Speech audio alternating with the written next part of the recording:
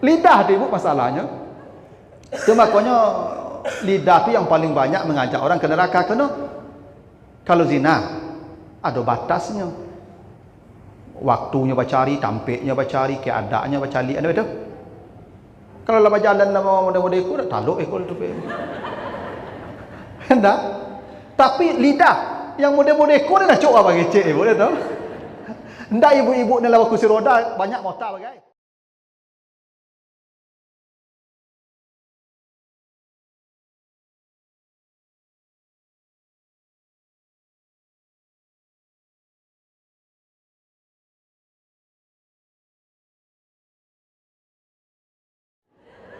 Dah betul penyakit lah banyak.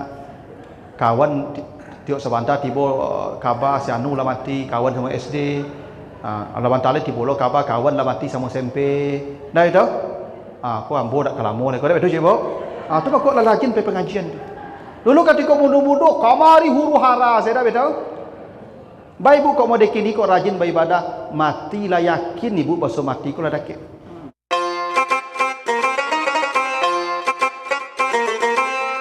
Ketika penduduk surga mendatangi penduduk neraka, mereka ditanya, kenapa kalian masuk neraka? Jawabannya yang pertama, dulu kami tidak salat. Sampai ayat yang ke-44. Nah, sekarang kita lanjut ayat yang ke-45 ya, surat ya, ayat 45-nya. Di surat Al-Mudaththir. Yang kedua, apa jawaban penduduk neraka ketika ditanya kenapa kalian masuk neraka? Jawaban kedua itu walam naku nut'imul miskin. Ya. Jawaban kedua setelah salat ya. Kami tidak salat. Yang kedua walam naku nut'imu al miskin. Ini jawabannya. Dulu kami tidak ikut memberi makan orang miskin. Jadi setelah salat, kesalehan yang sifatnya personal, individual, salat, ada kesalehan sosial namanya, ya, kepedulian, empati atau simpati, yang bentuknya memberi makan kepada orang miskin.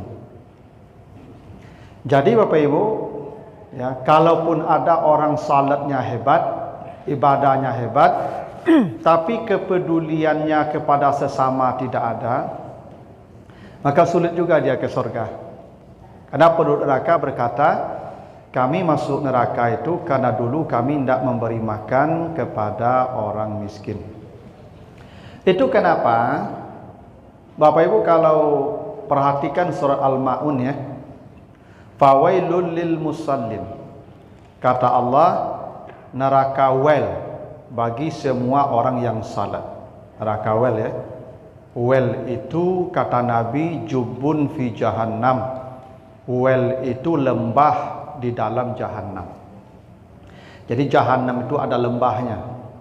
Ya, jahannam itu seperti sumur. Dia tuh ke bawah. Itu makanya derajat tingkat neraka itu disebut darakah, karena tingkatnya ke bawah, kalau surga itu ke atas darajat. Di neraka itu ada namanya well, yang paling dalam lagi dari lembah itu. Kalau di lautan ada namanya palung. Jadi dasar lautan itu ada palungnya, ada lubang di dasar itu. Lubang-lubang di dasar neraka itu namanya wailun. Siapa yang ditempati yang ditempatkan di sana itu, kata Allah, itu orang-orang yang tidak punya kepedulian sosial. Makanya musallinnya lalai dari salat. Di situ lalainya an salatihim, sahun. Jadi an salatihim, bukan fi salatihim. Mereka lalai dari salat, bukan lalai dalam salat. Ada ya? Jadi yang masuk neraka itu yang lalai dari salat, bukan lalai dalam salat, bukan fi salatihim, bukan, tapi an. Karena kalau fi itu dari takbir sampai salam, itu fi. Makanya khusyuk, qad aflahal mu'minun allazina hum fi salatihim khashi'un. Pakai fi ya. Bukan an salatihim, tapi fi salatihim khashi'un. Karena khusyuk itu dalam salat, mulai dari takbir sampai salam, tu fi salatihim namanya. Kalau an salatihim itu di luar salat. Orang salat tapi di luar salat itu dia lupa tadi dia salat. Kira-kira begitu maksudnya. Untung tak fi salatihim sahun.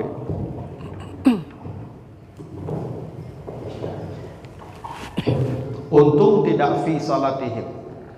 Kalau Allah mengatakan fawailul lil musallin allazina hum fi salatihim sahun, semua kita pasti masuk neraka. Kenapa?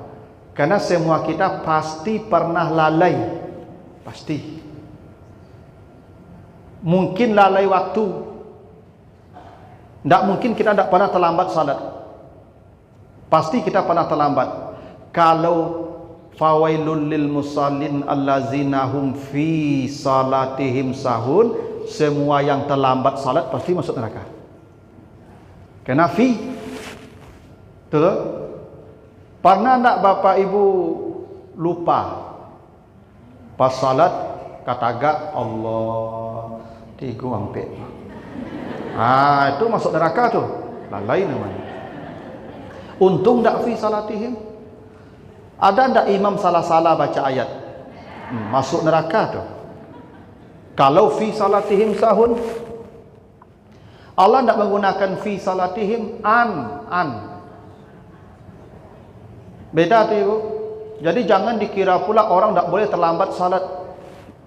Jangan terlambat-lambat semayang, masuk neraka wel. Ndaklah. Terlambat salat tu boleh. Kalau memang terlambat tu ada sesuatu yang penting. Iya. Kalau tak boleh terlambat salat, untuk apa dikasih waktu salat panjang-panjang?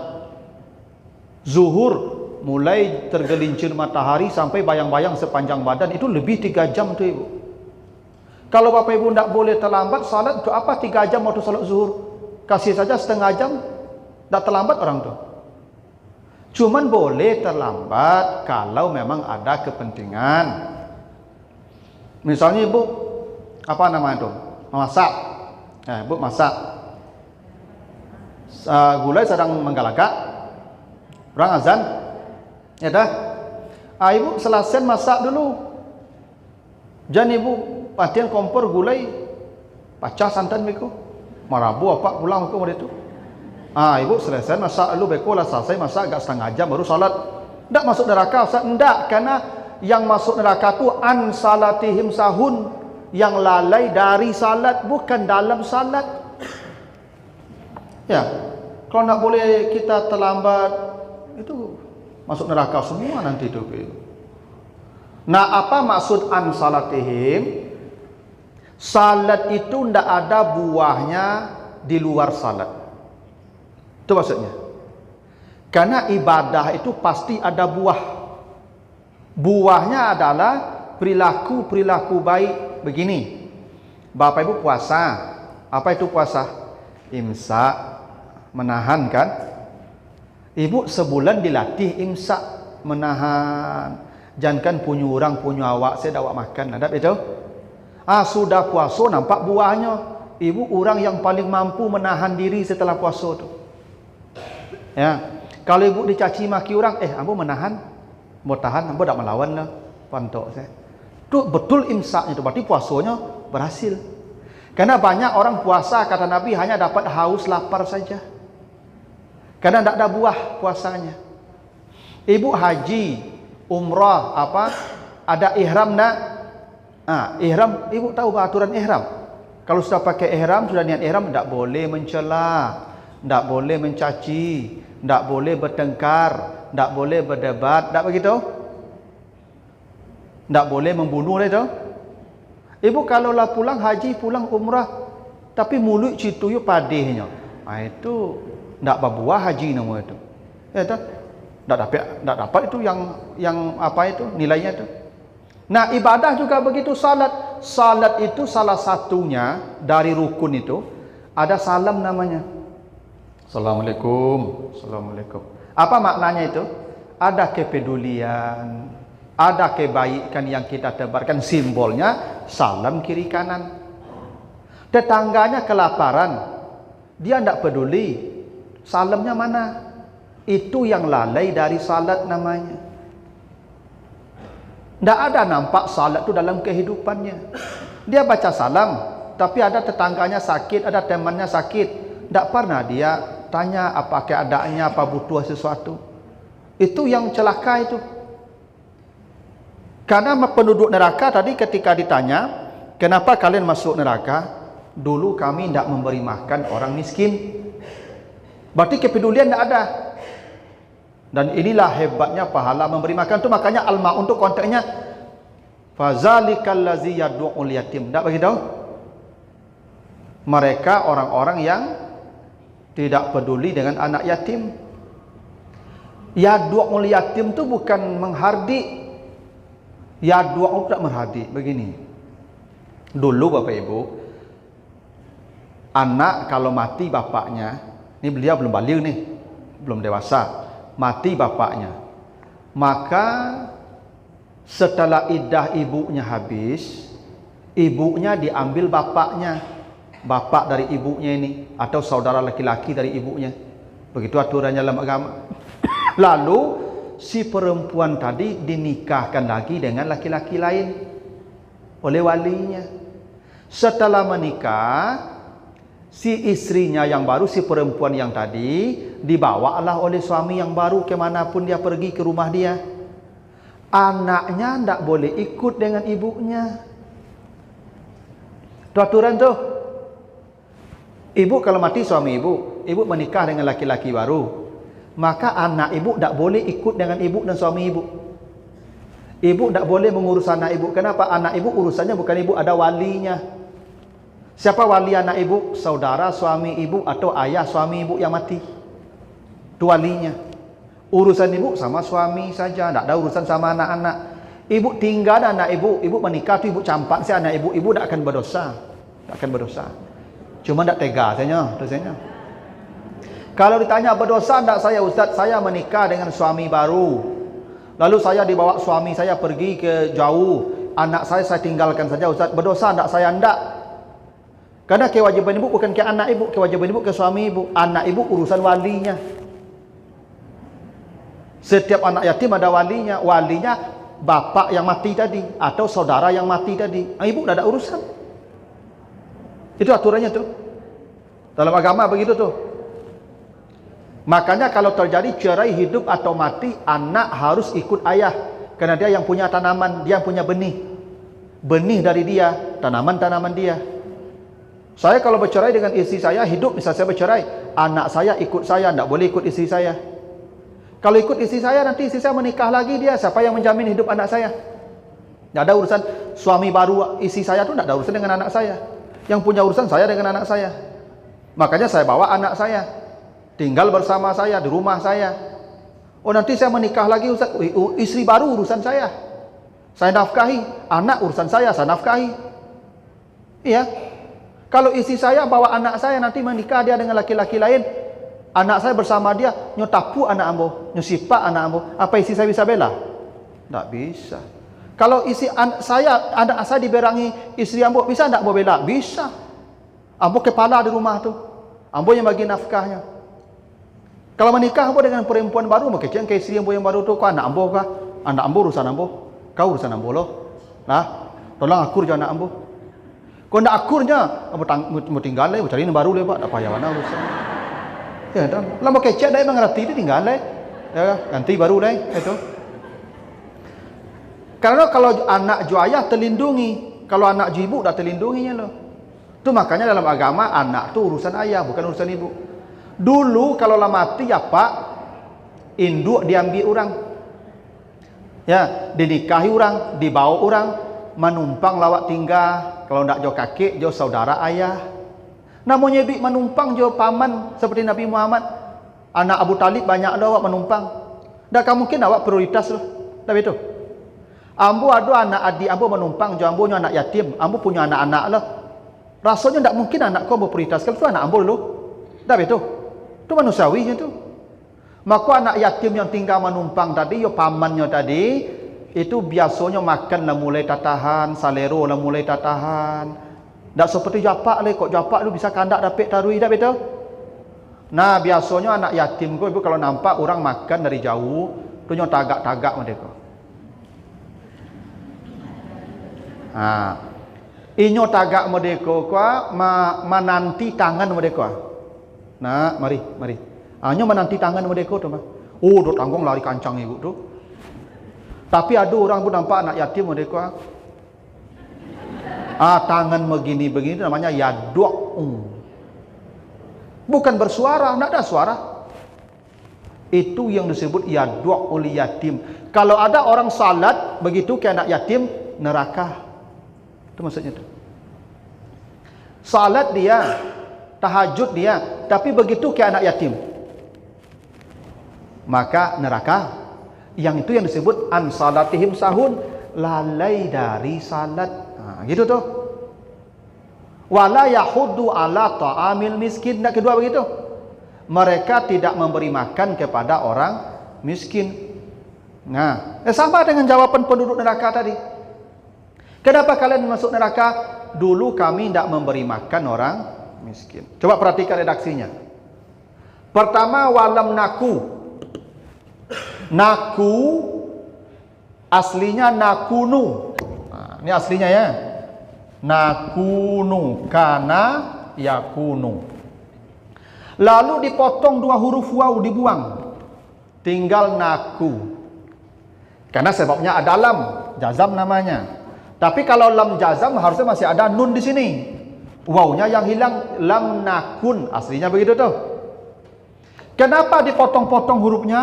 Tinggal kafnya saja lagi, padahal 3 huruf aslinya, untuk menunjukkan memberi makan itu walaupun sedikit, seperti sedikitnya kata naku, walaupun sepotong seperti dipotong-potongnya kata naku.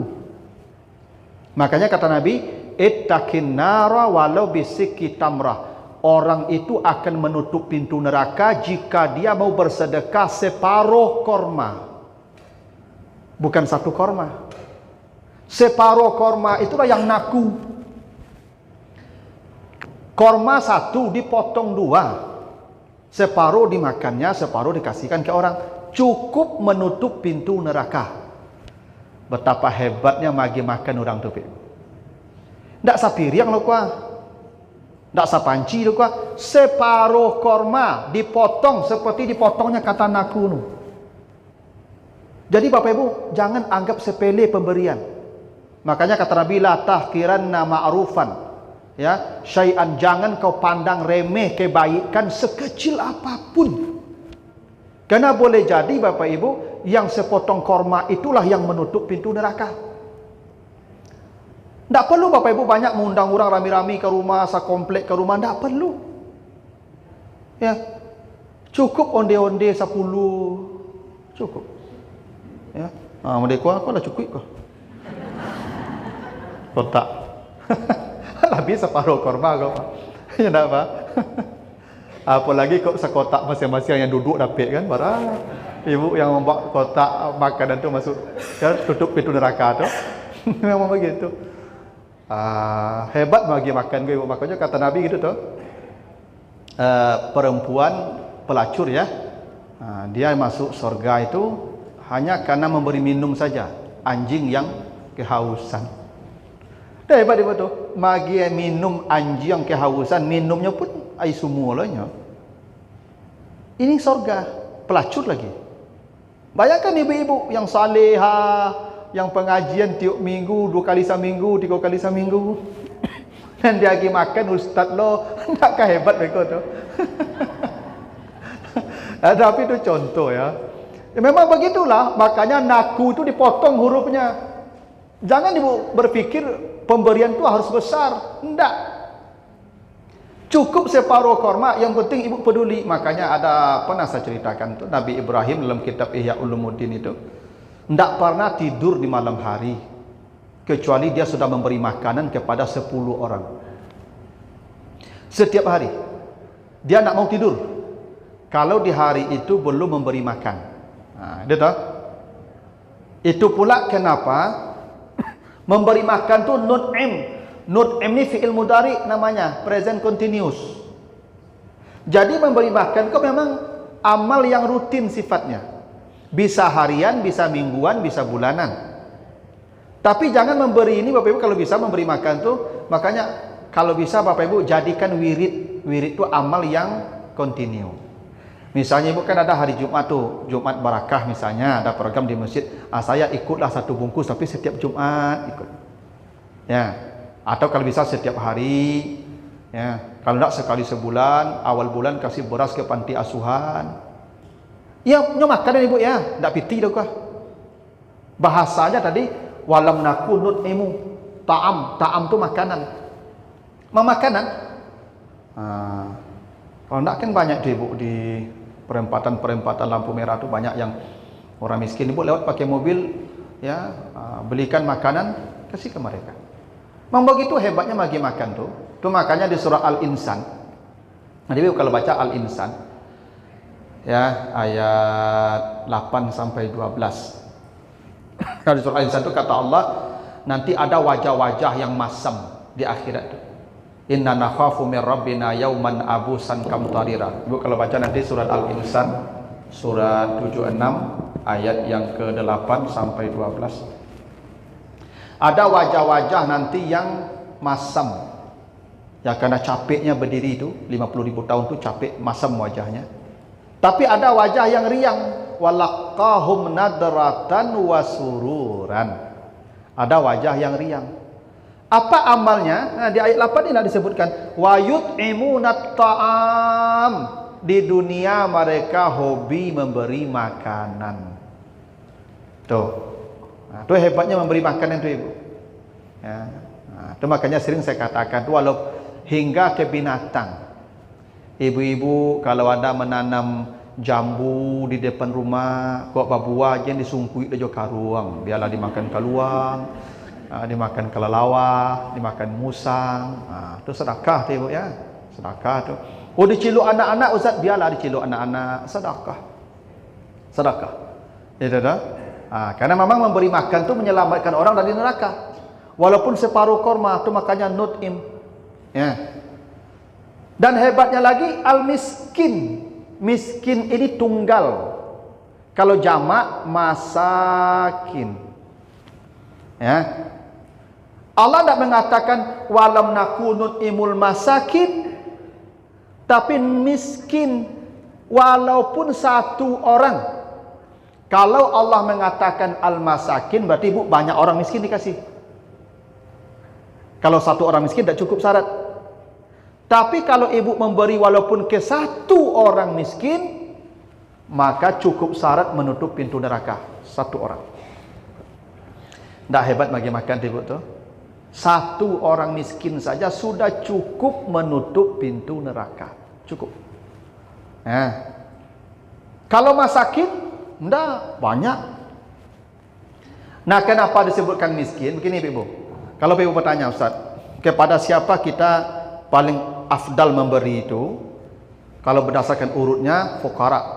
Innamas sadaqatu lil fuqara'i wal masakin. Jadi sedekah yang paling afdal tu ke fuqara dulu Ibu. Baru tu masakin. Apa bedanya fuqara dan masakin? Kalau fuqara, kalau masakin, orang itu punya pekerjaan, punya penghasilan, punya rumah, mungkin punya kendaraan, tapi hidupnya tidak standar seperti orang di sekitar. Miskin. Coba nanti Bapak baca surah Al-Kahfi ayat 79. Surat 18, ya, surat 18 ayat 79. Cerita Nabi Musa dan Nabi Khidir menumpang kapal. Ya, ya. Lalu kapal itu dibocorkan, gitu kan? Kenapa kapal dibocorkan Nabi Khidir? Karena di sana ada perampok raja yang akan merampok kapal itu. Maka dibocorkan. Kenapa dibocorkan? Kata Nabi Khidir, ammas safinatu fakanat limasakin ya'maluna fil bahri. Ini kapal milik orang miskin yang bekerja di lautan. Ada masakin di situ. Ya, masakin. Jadi ini kapal milik orang miskin yang bekerja di lautan. Dari situ dipahami miskin itu memiliki, punya kapal malah. Kapal milik orang miskin berarti orang miskin punya kapal kan? Iya. Ya'maluna fil bahar, mereka bekerja, punya penghasilan kan? Bekerja pasti dapat penghasilan. Jadi miskin itu orang yang punya pekerjaan, punya rumah, punya penghasilan, punya kendaraan, tapi hidupnya tidak standar, tidak mencukupi kebutuhan pokok. Jadi bisa jadi miskin itu pegawai negeri, Bu. Jadi ibu kira orang berseragam di kantor itu tidak miskin, miskin itu. Nya bakal aja PNS orangnya, Bu. Pegawai negeri gajinya, Bu, paling tinggi seorang orang dapat tu paling tinggi 10 juta tu. Ya nak? Itu paling tinggi itu mah. Taruhlah 10 juta, anaknya berlima. Kuliah berdua. SMA berdua, SMP cek, SD cek. Itu gaji untuk itu habis berikut tu. Ibu bantulah PNS tu. Ibu kira orang berseragam tu kerja kayu saja ibu tu. Jangan ibu kira, oh nyo pegawai kantor gubernur apa? Oh, mengapa sedekah kenya? Miskin. Karena miskin tu punya pekerjaan, punya penghasilan, punya rumah, punya kendaraan. Ya misalnya begini. Di orang di komplek tu istri orang membeli baju sekali sebulan. Ibu kau membeli baju sekali 2 bulannya. Miskin ibu itu, suami itu. Ayo, kan ada standar namanya itu. Di situ orang sambal orang sekali seminggu wajib daging. Ini sekali sebulan makan dagingnya. Miskin itu. Miskin itu, ibu. Jadi miskin itu jangan ibu kira tidak punya apa-apa. Ya, bisa dibuat diambil kok miskin ibu kok. Cuman tampang ambo bantu orang kayo kan. Dek menyembunyikan saja tu. Makanya miskin dia, ibu. Jangan ibu fonis orang nya punyanya lah karajo mah nya ku mah pegawai mah malah kedegi bantuannya enggak. Bisa dia miskin tu. Ya. Jadi miskin tu punya pekerjaan, punya penghasilan, bahkan punya rumah, punya kendaraan tapi hidupnya tidak standar. Maka bersedekahlah ke dia. Makanya miskin yang pertama tu disebutkan. Fakir lebih utama lagi karena fakir itu dia tidak sempat bekerja mencari dunia. Boleh jadi karena cacatnya, boleh jadi karena terhalang. Coba nanti ibu baca di surat Al-Baqarah ayat 273. Al-Baqarah 273. Ya. Al-Baqarah 273. Siapa tu fakir? Sedekah itu kata Allah lil fuqara allazina uhsiru fi sabilillah la yastati'una darban fil ardi. Ada orang-orang yang sibuk ya berjihad di jalan Allah, tidak sempat mengurus bisnis, tidak sempat mencari dunia, tapi mereka tidak pernah meminta-minta sehingga orang mengira dia kaya padahal sedang menjaga harga dirinya. Itu fakir. Dulu tentara ibu, zaman dulu tentara pai parang membela agama, tak sempat ke pasar, tak sempat dia bertani.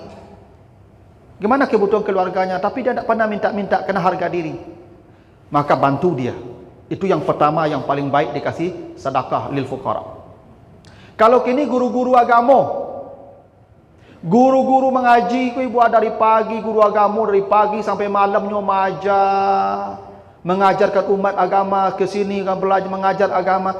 Tak sempat mereka berdagang, berbisnis, tak sempat mereka mengurus usaha duniawinya. Mereka punya kebutuhan keluarga mereka. Siapa yang memenuhinya? Ibu bersedekahlah ke guru-guru agama tu. Mereka fakir tu ibu. Ya. Ibu, kalau mau di Amboko, alhamdulillah. Amboko pegawai negeri, ada tunjangan negara. Ndak bersedekah pun jamaah ambo ndak masalah jo, itu keluarga ambo. Tapi ada ustaz-ustaz ke ibu dari pagi sampai malam, dari subuh sampai malam ceramah, ndak sempat berbisnis. Tu saya bagi belanja isteri beko. Ibu ke bosobok je ustaz tu, apa ke bosobok je ustaz tu basalam lah, tu isi seketik tu. Jangan basalam kosong taruh saja ustaz tu. Calik-calik lah ustaz tu. Ya dah. Kenapa ibu ustaz tu kadang-kadang lah bertahun-tahun penceramah jonda itu. Kalau bernabi oto akil ke nyoci. Tu fukaranya tak minta lah ibu. Ini punya harga diri, tak akan minta. Tak sedikit ibu ustaz-ustaz guru-guru agama itu yang hidupnya memang jauh di bawah standar tu. Jauh. Karena mereka tak sempat berusaha mencari dunia.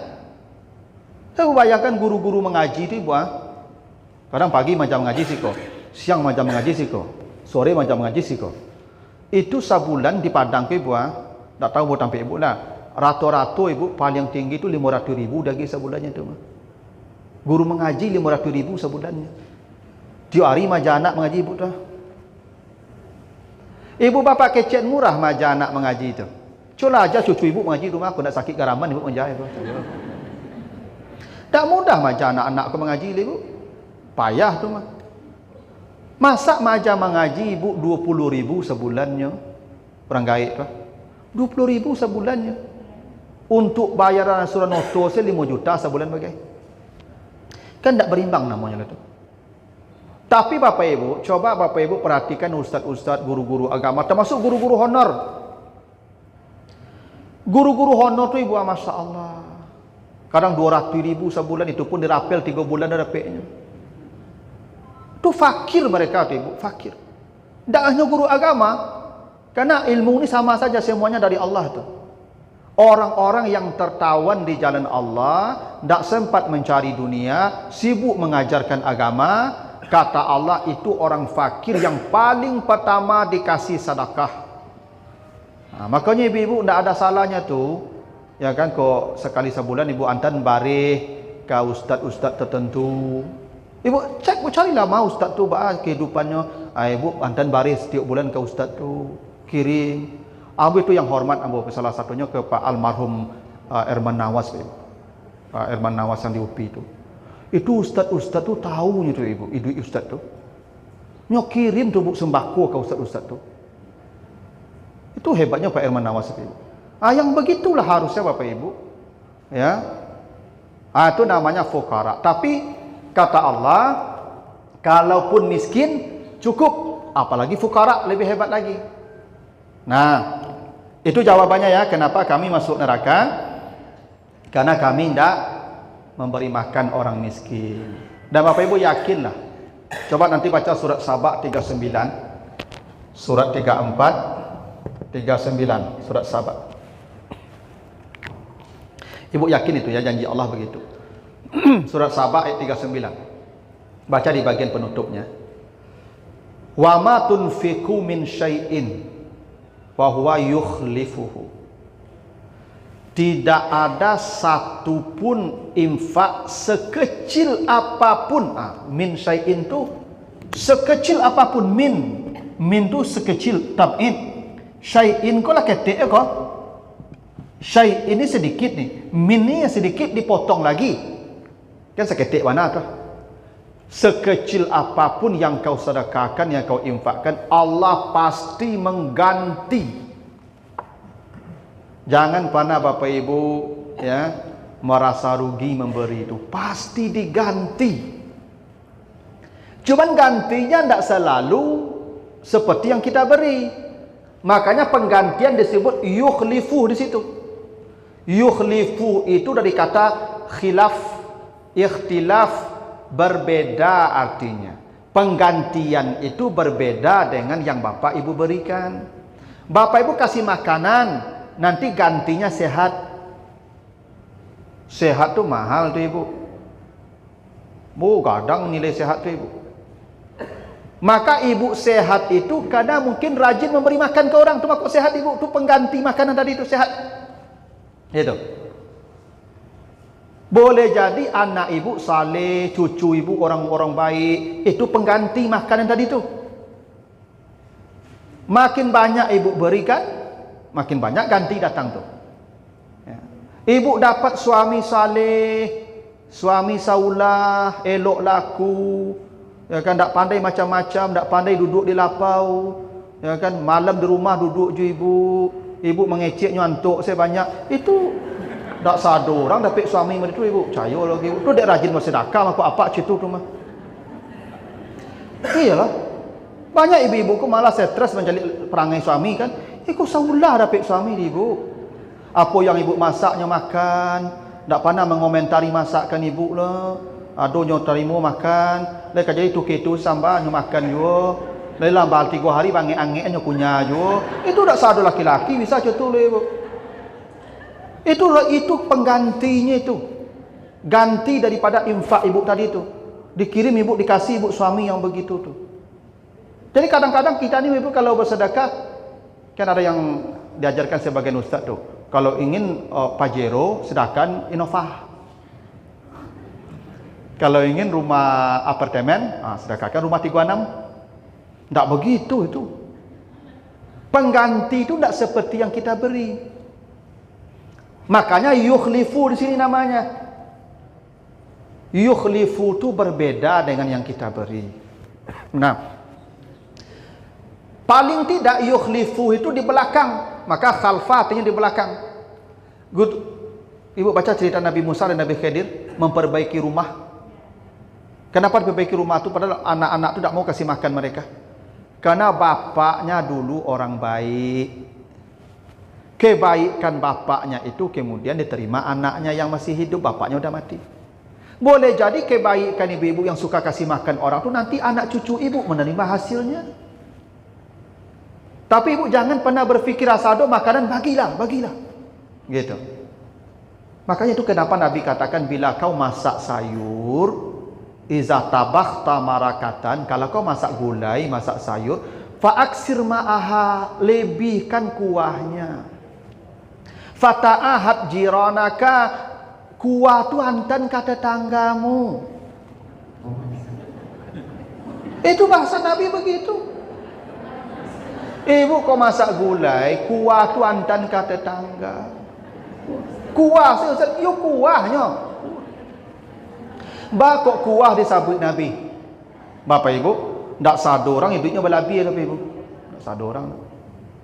Ada yang balikan 3 ikunya. Anaknya bertiga. Tentu anak saya. Tapi awak tak kana adanya. Nyo ingik je awak, nyo lagi kuah awak. Ibu jangan berang loh. Kuah apa? Karena dia ingin dapat kebaikan memberi makan tadi. Tak ibu makan pun dia dapat pahala selamat dari neraka tadi itu. Kena beri makan. Makanya kalau masak-masak tu ibu, kita tangga jangan lupa. Kasih. Kadang ada sebagian awak kok masak kolak durian pak. Langa mengapupu baun ke sawalah. Tak tiba gak seincik durian ke samping. Dapat baun saya kawannya. Bagilah ibu makanan tu, ya. Makanya ibu-ibu, ya kalau ada makanan-makanan tu jangan lupa berbagi. Karena penduduk neraka itu yang mereka sesali. Kalaulah dulu kami memberi makan orang miskin, membagi makanan yang kami punya, tidak akan ke sini kami, tidak akan ke neraka kami. Sayang kami itu tidak mau berbagi makanan. Itu makanya itu di surah Al-Balad itu. Apa kata Allah? Falak tahamal aqabah itu. Falak tahamal aqabah wa ma adraka mal aqabah fakku raqabah au it'amun fi yaumin zi masghaba. Baru mereka menjadi ashabul maimanah. Ashabul maimanah mana? Surga. Kenapa mereka masuk surga? Karena di dunia memberi makanan kepada orang, terutama di masa-masa paceklik. Yang paling gadang dulu bagi makanan, ibu, paling gadang pahala bagi makan tu ketika corona dulu. Tu yang paling gadang pahala bagi makanan tu. Orang sedang payah, hidup sedang susah, orang diisolasi, bahan makan terbatas. Ibu punya makanan, ibu bagi ke tetangga-tetangga ibu. Itu yang disebut akabah, surga yang paling tinggi. Kenapa? It'amun, memberi makanan. Ya tidak ringan bagi makan kau ibu. Ibu mana gadang pala. Cuma kau ibu jangan ibu kira ibu memasak makan untuk suami, untuk anak itu jangan dikira ndak ibadah tu ibu. Gadang pala tu menyiapkan makanan tu. Ya. Jadi ibu kalau balik sambal masak tu rugi ibu, sayolah kan. Menyasar ibu besok. Kok kami sambal masak saya balian dari.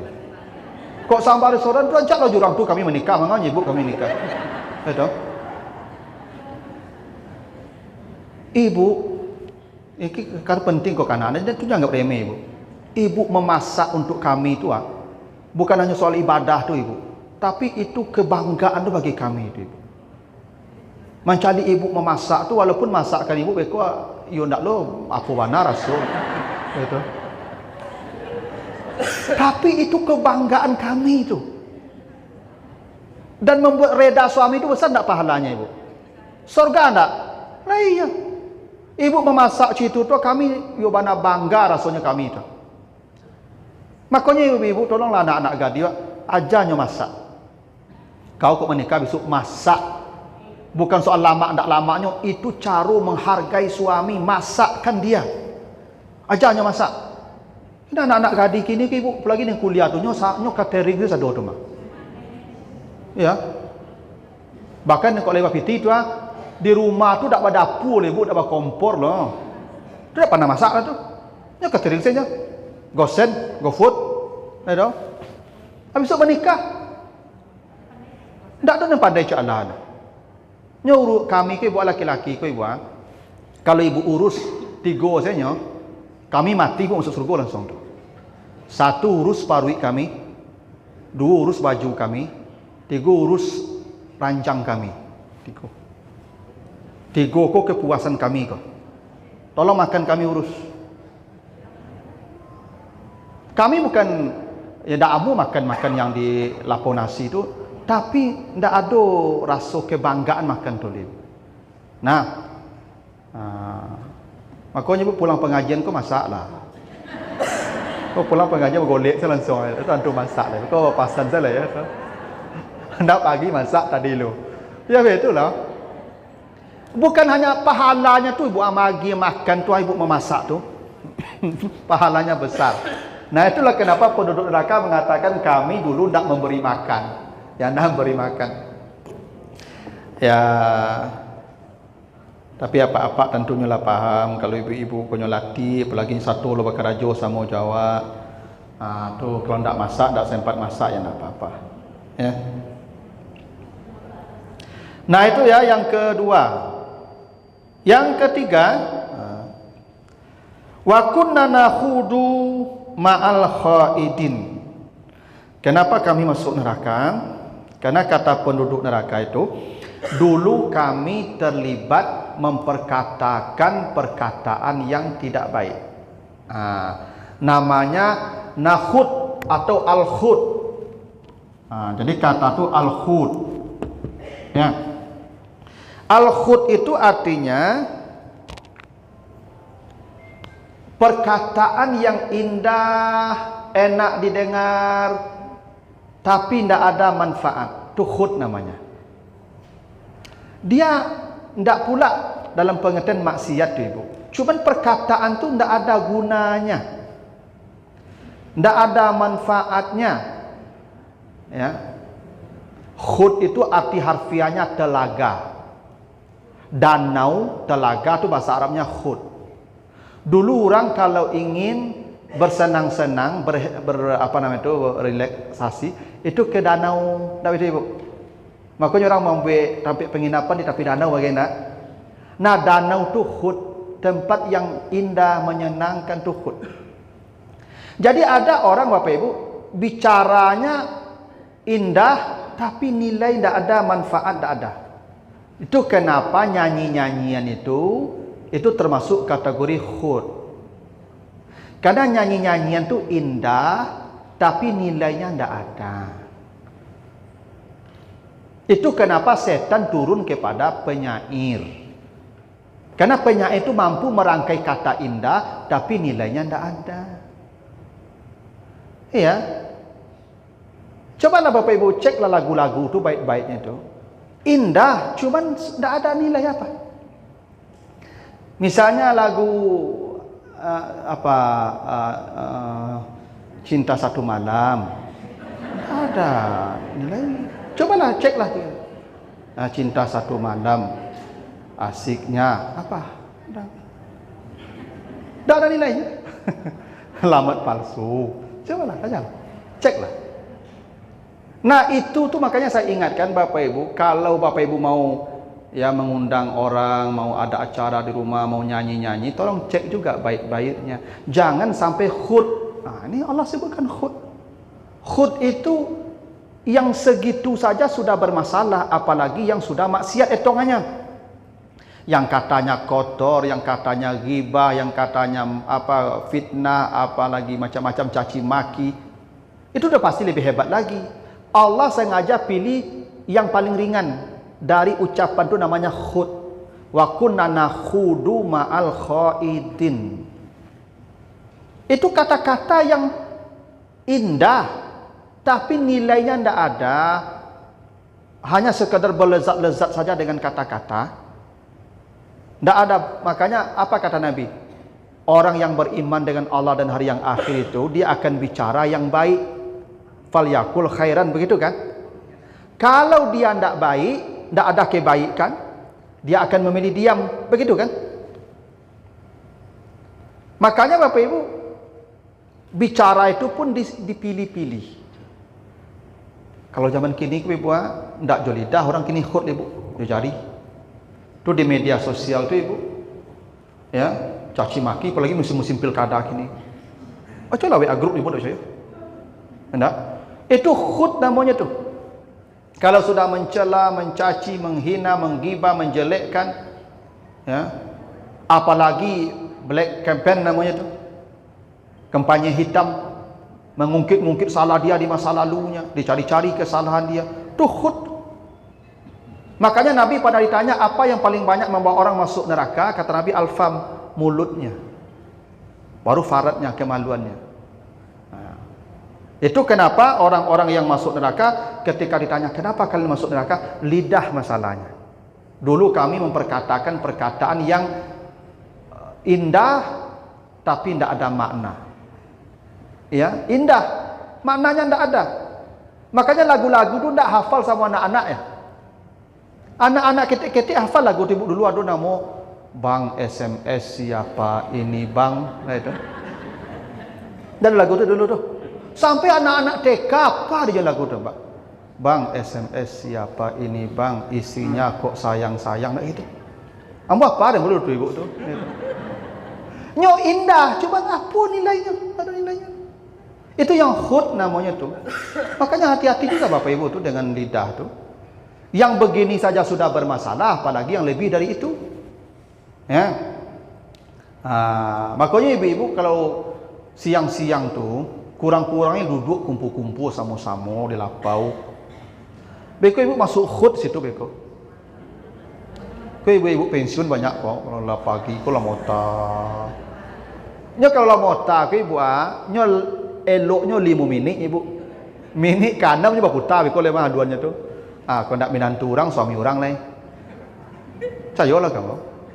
Nyo mota ko lama nyurang kalau awak cerita lama lu, orang bercerita lama. Apalagi ibu-ibu asa dipancing seketik tu nyo dak berat dak tagak le tu duduk tu. Selalu sudah apa ya kan cerita tu. Ya kan? Maka itu hebatnya ibu-ibu di pengajian pun khut juga. Kalau ada pengajian kau berceramah kau, neng kawan kau bagabi. Cari to baru kau. Ya kan? Aladane mota di belakang. Ya kan? Apa masalah ibu besok tu? Tu yang khut namanya tu. Ya. Makanya ibu perhatian kawan, kau ada kawan pauta dak ibu. Besok ibu pindah duduk dak inyo aja ibu kan tanjak mota tadi begitu. Yang mota yang mendengar samonya ibu. Nyo makok jadi nyo mota di ibu dangga, kalau ada ibu dangga mota je tu. Lagi ibu satu lo angguk-angguk. Oh, yo. Ini berjadi je ikut tu. Hendak. Itu. Lidah di ibu masalahnya. Cuma makanya lidah tu yang paling banyak mengajak orang ke neraka. Kena kalau zina ada batasnya. Waktunya bacari, tampiknya bacari, keadaannya bacari, ada betul? Kalau lama jalan lama muda-muda ikut, taluk ikut tu. Hendak. Tapi lidah yang muda-muda ikut dah cok bagi cik ibu dah tahu. Hendak ibu-ibu ni lawa kursi roda banyak mota bagai. Lah kursi roda apa ibu bergunjing jolai betul lah. Laba dorong, apa kalau apa tu inginnya pergi bergunjing lah tu mah. Pelai kursi roda, ndak bayu lidah ibu tu. Ya, lidahku sampai mati. Ndak sudah-sudahnya lah ibu, maksiatnya. Makanya kurang-kurangilah. Kalau ibu dulu sibuk kerajo segala macam mungkin enggak kurang duduk berkumpul-kumpul. Dalam muda-muda kini ibu aku lah potensi kadang lidah ibu masalah. Oh aku lah kosong lah banyak. Lah kamar di mota jo kawan. Kadang mota di WA tu masuk khut je ibu tu. Mota di WA tu. Chat di WA tu kan tak tanggung panjang. Ibu besok itu betong tu ibu tu mah. Kalimat ibu tulis tu betong tu mah. Ibu cek semua baca tulis mah. Berapa nilai per huruf tu ibu. Tak ringan dulu tu. Nah itu jawaban ketiga. Yang keempat terakhir nih, sudah selesai. Wa kunna nukadzibu biyaumiddin. Dulu kami tidak yakin akan adanya hari pembalasan. Gini ibu, percaya dan yakin itu beda ibu ya. Katanya itu kami tidak yakin, kami ya seperti tidak percaya lah. Ada orang percaya itu tapi dia tidak yakin. Semua orang pasti percaya mati ibu ya, pastilah percaya kita ni mati semua ni. Cuman seperti tidak yakin akan mati. Buktinya apa? Itu amalnya tuh masih lalai-lalai juga. Orang lalai itu kan kena tidak yakin mati itu dekat.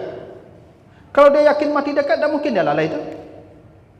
Lalai itu tanda kurang yakin. Kalau dia yakin, tak mungkin lalai. Makanya Bapak Ibu, yang membuat orang lengah dari ibadah itu karena merasa mati masih jauh. Ibu-ibu, mengaku ibu-ibu lah pensiun kok rajin mendengar pengajian kini.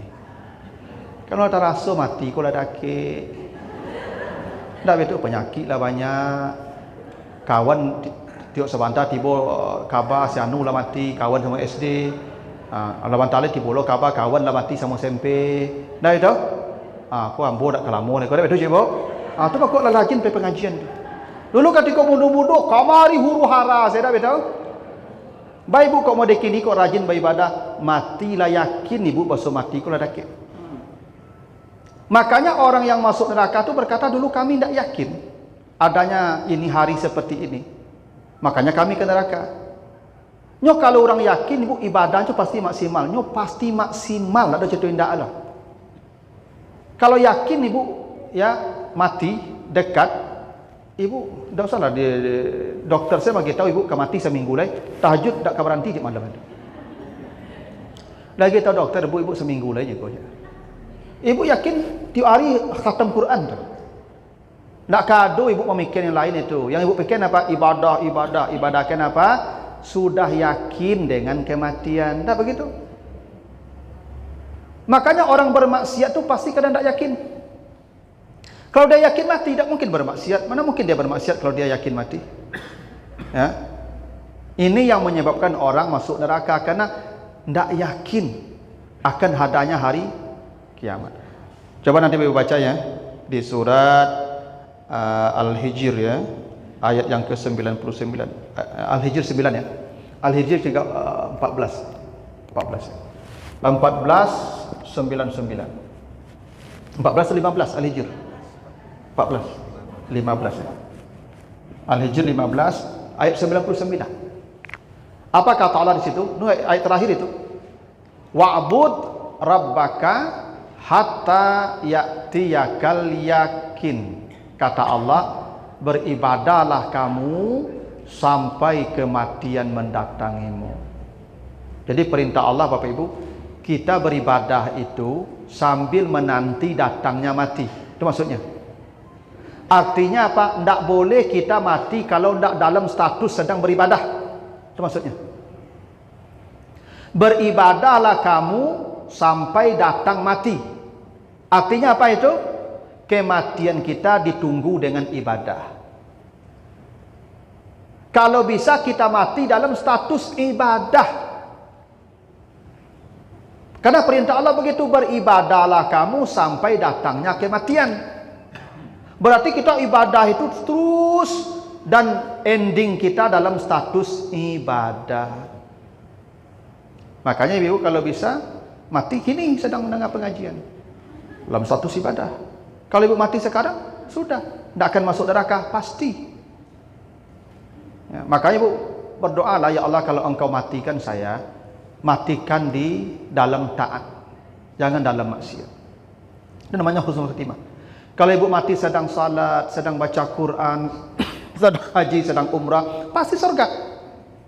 Maka ada hadis Muslim mengatakan, ada sahabat pergi umrah, lalu dia meninggal di perjalanannya, dia sudah ihram. Kata Nabi, kafinuhu bisaubai, kafankan dia dengan baju ihramnya. Jangan cari kain kafan. Baju ihramnya itu tetap kafan dia. Kenapa begitu? Fa innahu ya'ti yaumal qiyamati mulabbiyan. Karena orang yang pergi ihram, pergi umrah mati, dia nanti di hari kiamat dibangkitkan Allah dalam keadaan bertalbiyah. Labbaik Allahumma labbaik. Orang kalau mati haji dan umrah, begitulah keadaannya di hari kiamat. Bertalbiyah dia. Kenapa? Matinya dalam ibadah. Betul? Makanya bapak ibu lapas kok, yang lah pensiun kok mencari tampik-tampik pengajian tiap hari, tung-tung mati di situ kok. Ya nak? Tidak ada yang sebahagia ibu mati di tempat-tempat taat. Ibu mati sedang berwudu, tadi habis salat sunat, lalu duduk di masjid, mendengarkan ayat-ayat Allah, mati. Apalagi yang seindah itu matinya. Karena perintah Allah, beribadahlah kamu sampai datang mati. Wa'bud rabbaka hatta ya'tiyakal yakin. Makanya saya itu sering berdoa ibu, ya Allah kalau engkau matikan saya, matikan sedang mengajar. Jadi kau gak sasak-sasak ngomong ambo besok ceramah tu tak kalamu boleh tu mungkin doa ambo diijabah nama itu. Ada orang yang mati begitu. Di bulan Ramadan 2 tahun yang lalu, itu di Makassar saya lihat itu, ada orang mati sedang ceramah zuhur di masjid. Sedang ceramah zuhur, tiba-tiba jatuh meninggal. Nah, itu wali kota Bandung yang mau khutbah Jumatnya, yang viral kemarin itu ceritanya itu. Masya Allah tu. Yang kayak begitu kita iri tuh, mati-mati yang begitu. Karena kata Allah mati ditunggu dengan ibadah. Karena kalau begitu tanda dia yakin, maka dia tunggu mati dengan ibadah. Yang tidak menunggu dengan ibadah itu bermasalah. Maka apalagi yang lalai-lalai tadi itu. Maka sering tuh saya sampaikan ke bapak-bapak. Karena itu banyak saya lihat sekarang bapak ibu. Mungkin pengaruh media juga, atau mungkin tinggal di kota. Apa-apa yang lah pensiun tuh, justru lebih betah duduk di posko-posko, ya kan, galak-galak mata otak di situ. Kalau dibacanya lah Quran dia pak tu barajus tamai begitu, ya nak. Adanya mota di situ berjam-jam sampai sore sampai semalam bagai hasil ndak ada, waktu tak buang. Apalagi awak kau pak apa-apa kau lah masuk extra time namanya. Normalnya kan 60 pak. Kan ibarat main bola kan waktunya 90 menit. Dunia itu kan permainan pak. Ada limit kan. Standar kita 60 apa lah 65 berarti lah extra time itu. Jangan santai yo pak mengajar bola itu. Yo bana supaya gol ko banyak tercipta. Aku makin diagi tambahan waktu makin manong-manong kaja bola lah pak. Kok tiba-tiba mati kan. Nyasar itu tuh. Kalau bisa dengan ibadah ditunggu ya. Karena kadang begini juga pak. Kita tuh akan mati sesuai kebiasaan kita. Itu biasa begitu tuh pak. Apa kalau biasa menokok-nokok batu, besok apa mati nokok-nokok batu tu ya, minimal keadaannya sedang menokok batu. Maka pernah ada cerita ibu nak. Jadi apa aku ada suku bakoa. Dari ketek sampai gaib main koa kerajonyo. Ya dah. Lah tiba sakaratnya Pak. Lampi mati. Mari arinya. Udang. Udang tu nama kartu. Nya ada hiu, ada udang, ada apa ni Pak? Iya. Nah, mari ari lah nyo, udang. Anak-anaknya kok tak mengerti udang ko, sangkonya udang biasa. Kecil anaknya, taraga udang apa Pak mai? Apa nak mati ko? Pai cari udang ke pasar capek lah. Kau mati ya Pak, kau pai cari udang lu. Cari udang ke pasar, beli udang ke pasar. Tadi masak tiba di rumah tu dah gen kapak Pak ke udang aja. Dak nyo cari lah. Udang. Tibalah kawan sama bakowa ko Pak. Tiba kawan sama bakowa. Udang. Tahunya Pak, nyo ambil kartu udang tu. Mati langsung Pak. Pas tu mati langsung. Dia kan coki benda tu Pak. Itu mati langsung Pak. Kalau mati serang manggu itu tu masalah ibu percaya tak usah. Pak Beko tu. Makanya kebiasaan itu membuat wak mati di situ tu. Ibu kalau biasa di tempat-tempat yang baik, dalam kalimat-kalimat yang baik, dalam bacaan-bacaan yang baik, mati di situ tu. Ya. Ibu kalau biasa berzikir, ada kalimat-kalimat tertentu ibu sampai mati pun itu kalimat tak akan hilang tu. Saya pernah ibu ya mantan bukan mantan. Ibu bapak kos isteri saya dulu.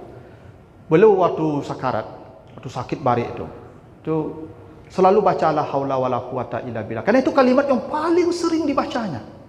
Sejak sakit saya datang ke rumah sakit itu keluar saja tu Pak. Waktu sakit tu la haula wala quwata illa billah. Tak sadar lagi tu Pak Ibu. Kenapa? Karena kebiasaan lidah. Lidahnya itu yang taruhnya baca. Sehingga ketika dia tak sadar pun itu keluar juga. Sama ibu ketika lalu, ibu kalau menyabut-nyabut nama seseorang menjalang lalu, tak begitu jaluk, mereka keluar nama tu balik. Ketika dulu mabuk cinta kan awak acuk menyabut nama-nama sanuk ya. Mereka di lalu dalam lalu tersabut nama mereka tu. Kenapa? Karena dia masuk ke situ. Alam bawah sadar.